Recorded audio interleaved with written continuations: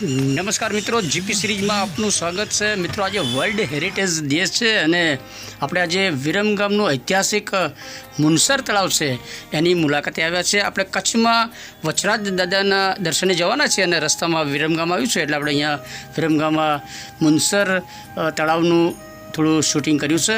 World heritage day છે આજે અને આપ જોઈ રહ્યા છો આ મુનસર તળાવ છે અને એનો ઇતિહાસ એની વાત હવે આપણે કરીશું।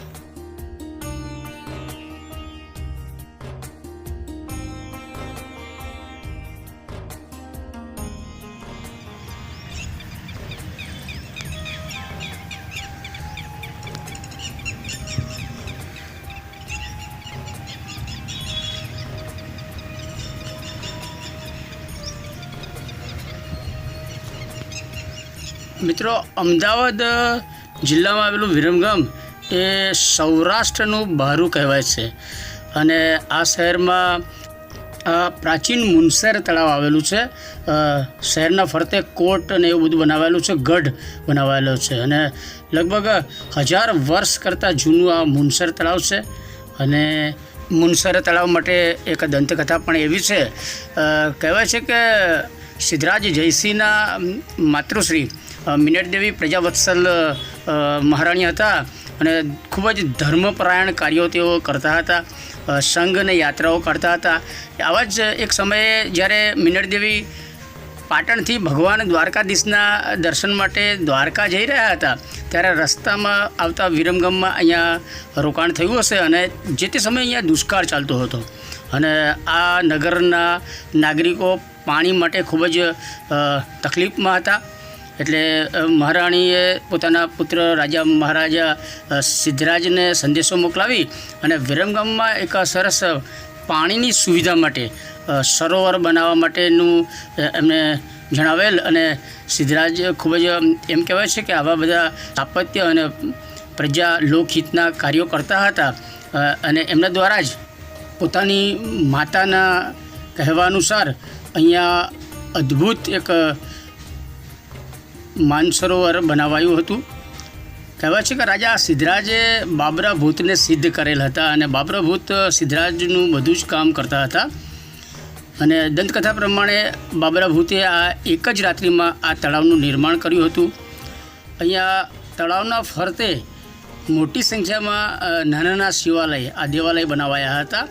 એક જ સ્ટાઇલના, એક જ શિલ્પ સ્થાપત્ય, એક જ પ્રકારની શિલ્પ સ્થાપત્યથી આ તમામ ડેરાઓ બનાવેલા છે।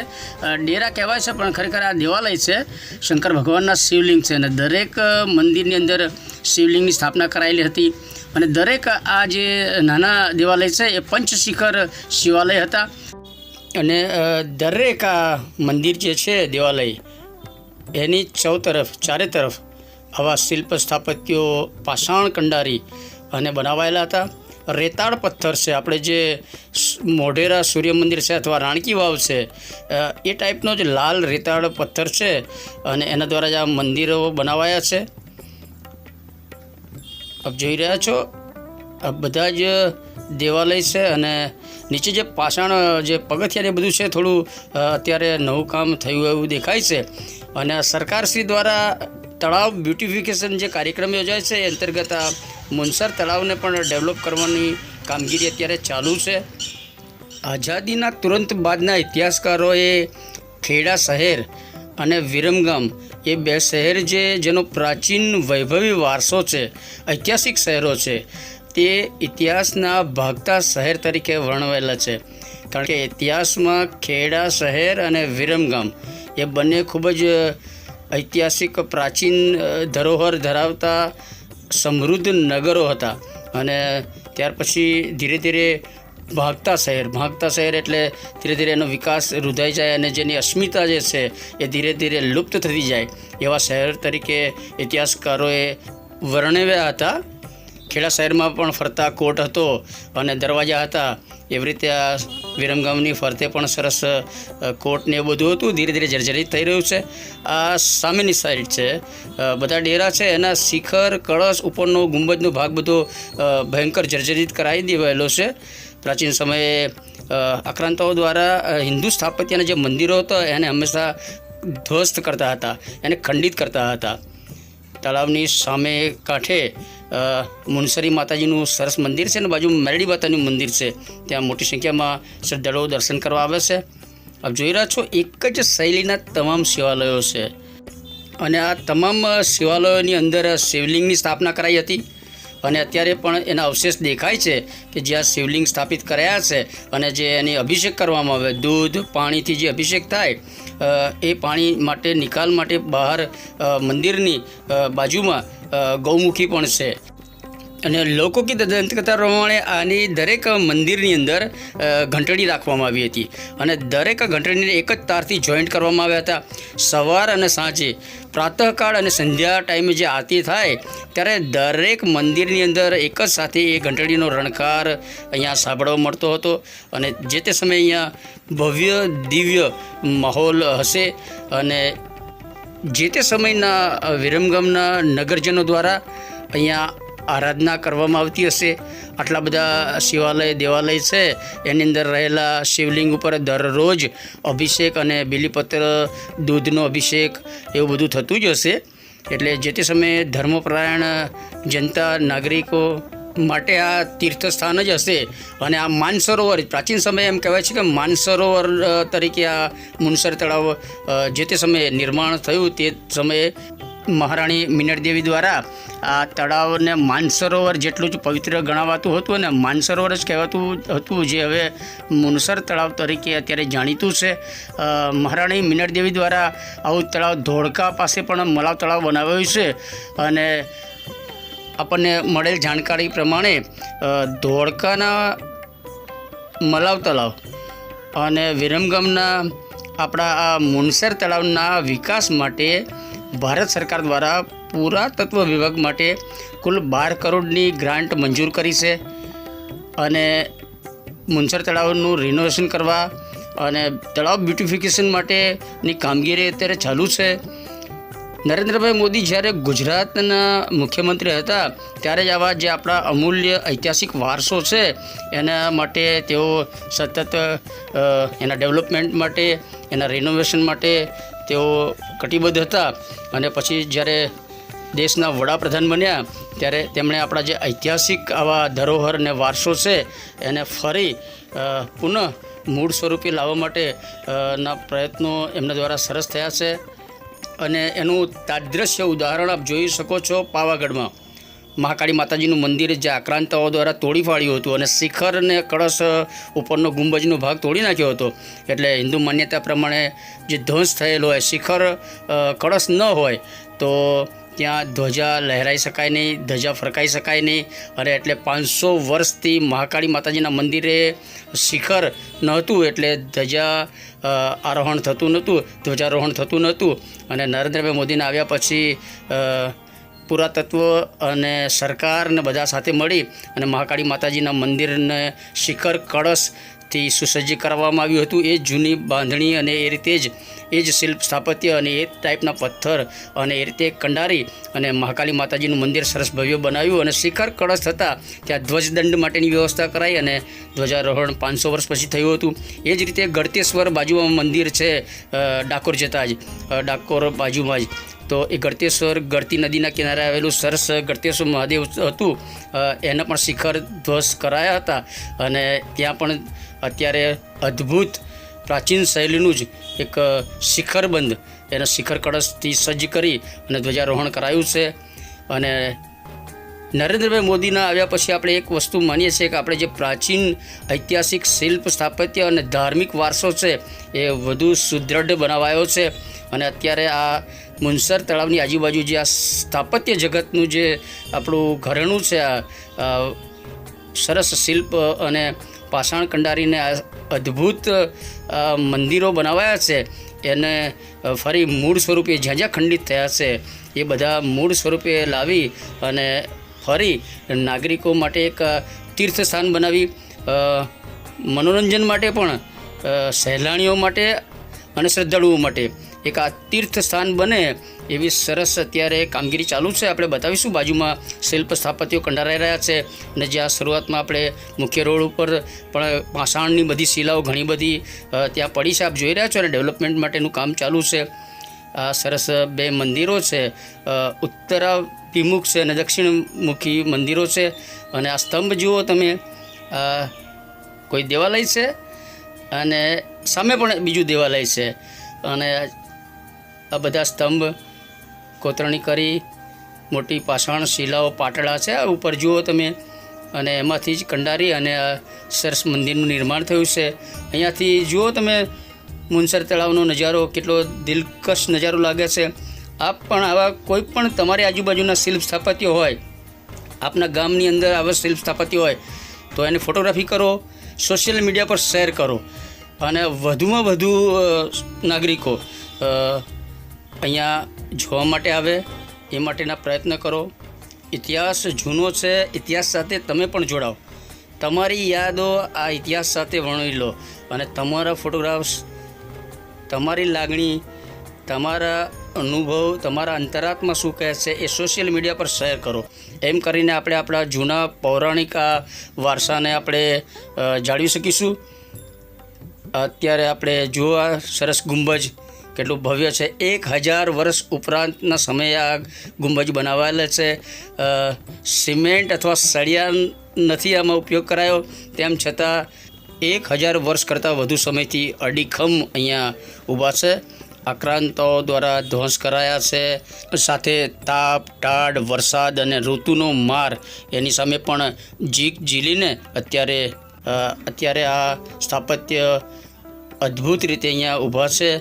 અને જુઓ મુનસર તળાવનો સરસ નજારો દેખાય છે. આવનાર સમયે આ તળાવો સ્વચ્છ કરવામાં આવશે અને એક પર્યટક સ્થળ તરીકે આ વિસ્તાર ડેવલપ થશે. આજુબાજુ બગીચાને એવું પણ બનાવાશે એટલે તળાવ બ્યુટિફિકેશનના કાર્યક્રમ અંતર્ગત નગરજનો માટે એક સરસ સારી સુવિધા અહીંયા પૂરી પાડવામાં આવશે એવું અત્યારે દેખાઈ રહ્યું છે. મિત્રો, આપ પણ આપણા પુરાણા ઐતિહાસિક વારસાને સાચવવા માટે તમારી આજુબાજુના સ્થાનિક, તમારી ગામની આજુબાજુમાં જે આવા જૂના પૌરાણિક સ્થળો હોય તો એની મુલાકાત લો અને એને સોશિયલ મીડિયા પર શેર કરો, એની તસવીર અને થોડી માહિતી. એ રીતે આપણે મેરા ગાંવ મેરી ધરોહર, એ રીતે તમારા ગામમાં પણ જો કંઈ જૂનું આવું અસ્તિત્વમાં હોય તો એને હાઇલાઇટ્સ કરો. એનું મહત્ત્વ જૂના પેઢીના માણસો હોય એમની પાસેથી જાણો અને આપ પણ આપના વિસ્તારના જે તે શિલ્પ સ્થાપત્ય અથવા પરંપરા હોય એને ઉજાગર કરો. અત્યારે આ રિનોવેશન કરીને જે બાજુમાં જે સ્તંભ જે છે, ગવાક્સ કહેવાય છે, એ સુધારેલો નવું બનાવેલું નિર્માણ કરેલું દેખાય છે સ્પષ્ટ. એને કલર કરીને મૂળ સ્વરૂપે દેખાય એવું પણ કરવામાં આવશે. બાજુમાં આપ જુઓ મંદિરની અંદર બેઠક વ્યવસ્થા પણ સરસ છે. શાંતિથી અહીંયા બેસી અને મુનસરનો નજારો નિહાળી શકાય એવી બેઠક વ્યવસ્થા પણ કરાઈ છે. મુનસર તળાવ એટલે 19 હેક્ટર 27 આરે અને 12 ગુંઠા જેટલા વિસ્તારમાં મુનસર તળાવ પથરાયેલું છે. અને અહીંયા જર્જરિત જે શિલ્પ છે અને મૂળ સ્વરૂપ માટેની ઘડતરની આ શિલ્પ સ્થાપત્ય કોતરણીની કામગીરી ચાલુ છે. મિત્રો, મેં અગાઉ જણાવ્યું તે પ્રમાણે ગુજરાતમાં જ્યારે નરેન્દ્રભાઈ મુખ્યમંત્રી હતા ત્યારથી લઈ અને અત્યારે વડાપ્રધાન છે ત્યાં સુધી આપણે વાત કરીએ તો જે આપણો ઐતિહાસિક વારસો છે, શિલ્પ સ્થાપત્ય પરંપરા, રીત રિવાજો, એને ખૂબ જ મહત્ત્વ આપવામાં આવે છે. આરો અવારો છે કે નાગરિકો અહીંથી પશુધનને લઈને પાણી પીવડાવી શકે અથવા અહીંયા તળાવમાં વરસાદી પાણી જે છે એ પણ શહેરનું અહીંયા આવી શકે એવી વ્યવસ્થા કરાઈ હશે કદાચ. અને આપણે અત્યારે કચ્છના રણમાં વાછડા દાદાના દર્શને જવાના છીએ તો આપણી સાથે ટીમમાં અજીતભાઈ છે. એમણે પણ આ મારા થોડા ફોટોગ્રાફ્સ ક્લિક કર્યા છે એટલે અજીતભાઈ દ્વારા ક્લિક કરેલા ફોટોગ્રાફ્સ આપણે થોડા બતાવીએ છીએ. અને અહીંયા તમે જુઓ આપણે સોમનાથ મંદિર જે છે એની આગળ જે શિખર અને ગુંબજને એવું બધું હોય એ ટાઈપની ડિઝાઇન છે. એટલે આ જૂનું છે એટલે આની ઉપર પ્રેરિત થઈને સોમનાથની ફરીની ડિઝાઇન બનાવાઈ છે. અજીતભાઈ છે, પત્રકાર, સુરત છે. અને આ આરો અવારો આપણે કહીએ છીએ કે વરસાદી પાણી પણ શહેરનું આ તળાવમાં અહીંયાથી આવતું હશે. અને આપ જોઈ રહ્યા છો સરસ દિલકશ નજારો. મુનસર તળાવ ના કાંઠે આ મંદિરો આવેલા છે. બાજુમાં જ અત્યારે પાષાણની મોટી મોટી શિલા પાટડાઓ લાવેલા છે અને એને કંડારી અને જે સ્થાપત્ય જર્જરિત છે, ખંડિત થયા છે અને જ્યાં રિનોવેશન શક્ય છે એવા તમામ જગ્યાએ આજ તમે જો ટાંકણા પડ્યા છે, છીણી હથોડી અને અહીંયા કામકાજ ચાલુ છે. એટલે ફરી પાછું ઇતિહાસ સર્જાઈ રહ્યો છે એમ કહી શકાય. આપણે મંદિરો અને પ્રાચીન અસ્મિતા અને ધરોહર શિલ્પ સ્થાપત્ય એનું પુનઃનિર્માણ થતું જોઈ રહ્યા છે. એટલે આપણે એક એવી પેઢી છીએ જે મંદિરો નિર્માણ થતા જોઈ રહ્યા છે. અજીતભાઈ છે કેટલું આ બધું કેપ્ચર કરી રહ્યા છે. અહીંયા પુરાતત્વ વિભાગ દ્વારા આ સંરક્ષિત સ્મારક છે એવું બોર્ડ લગાવાયું છે. આઝાદી પછી આવા બોર્ડ લગાવ્યા હશે પણ એની માવજત અથવા એની તકેદારી અથવા એના જાળવણી માટે કોઈ બીજા વધારે કોઈ કામ થયા ન હતા. પણ ફરી આપણે ગર્વ સાથે કહી શકીએ છીએ અને આપણે એના સાક્ષી છીએ કે નરેન્દ્રભાઈ મોદીના આવ્યા પછી આ આપણા જે ઐતિહાસિક ધરોહર વારસાનું ખૂબ જ જતન કરવામાં આવી રહ્યું છે. અહીંયા આપ જોઈ રહ્યા છો આહાડબંધ હારમાળામાં દેવાલયો બનાવાયેલા છે. અને મેં અગાઉ વાત કરી તે પ્રમાણે પંચશિખર શિવાલયો છે. આ મુખ્ય ઉપર એક શિખર છે અને એની આજુબાજુ નાના નાના ચારે તરફ નાના ડેરા ટાઈપ બનાવાયું છે. એની ડિઝાઇન ટાઈપ કરાવી છે એટલે શિખર કહી શકાય. નાના નાના શિખર છે અને મુખ્ય શિખર ઉપર છે. એટલે પંચશિખર શિવાલયો આ બધા બનાવાયેલા છે અને બધાની અંદર શિવલિંગની સ્થાપના કરાઈ હતી અને બધાની અંદર ઝાલર એટલે ઘંટડી લગાવાઈ હતી અને એક જ તારથી બધાને જોઈન્ટ કરી અને સંધ્યા અથવા પ્રાતઃ આરતી સમયે આ બધા જ મંદિર શિવાલય દેવાલયની અંદર ઘંટડીનો રણકાર સંભળાતો હશે અને સાથે આરતીઓ પણ થતી હશે. અને ત્યારે એક મોટું તીર્થ માનસરોવર જે કહેવાય છે એ પ્રમાણે જ આ માનસરોવર જેવું પવિત્ર મુનસર તળાવનો નજારો જે તે સમયે હશે. અને અગાઉ જણાવ્યું તે પ્રમાણે મુનસર તળાવનો વિસ્તાર 19 હેક્ટર છે. 17 આરે 12 ગુંઠા જેટલા વિસ્તારમાં પથરાયેલું આ તળાવ છે. પ્રાચીન સમયે જ્યારે બ્રિટિશ સરકાર હતી, અંગ્રેજોના શાસન સમયે આ તળાવમાંથી માછલી મારવા ઉપર પ્રતિબંધ હતો અને કોઈ પણ જીવજંતુ જે તળાવમાં હોય એના મારવા પર પ્રતિબંધ કરેલો હતો અને એવું લખાણ પણ અહીં કંઈક લગાયેલું છે. અને આ તળાવમાં પશ્ચિમ દિશામાં મુનસરી માતાજીનું મંદિર આવેલું છે. ત્યાં આપણે હમણાં જોયું હતું કે મોટા ગોળ નળ જેવું રખાયું છે ને ત્યાંથી પાણી, વરસાદી પાણી એમાં આવી શકે એવું આયોજન થયું છે. અહીંયા જો પથ્થરની મોટી મોટી શિલાઓ રખાઈ છે એટલે તળાવ બ્યુટિફિકેશનની કામગીરી ચાલુ છે.